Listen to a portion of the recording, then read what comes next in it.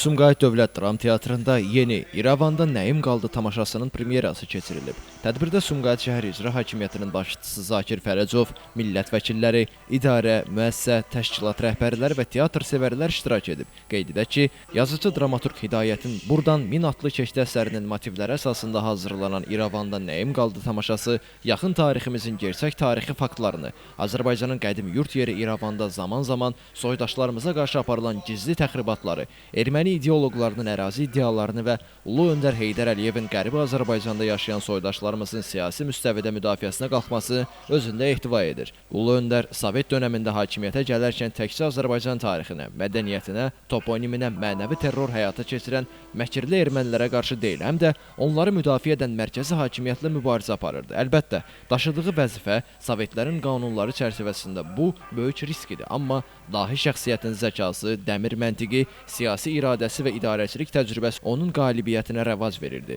Tamaşa boyunca bu faktlar, dialoqlar bəzən də monitor vasitəsilə kinoxronika olaraq çatdırılır. Tamaşanın quruluşçu rejissoru və musiqi tərtibatçısı, xalq artisti Firudin Məhərrəmov, quruluşçu rəssamı Mustafa Mustafayev, məsləhətçilər isə Qərbi Azərbaycan icmasının Sumqayıt şəhər üzrə nümayəndəsi Ramiz İsmailov, filologiya elmləri doktoru, professor Mahirə Nağıqızıdır. Qeyd edək ki, İrəvanda Nəyim qaldı tamaşası Ulu Öndərin anadan olmasının 102-ci il dönümünə layiqli töhfədir. Elvin Qüdrətov, Şəmstan Fikrətli, Elbrus İsmailov, bugün informasiya proqramı üçün.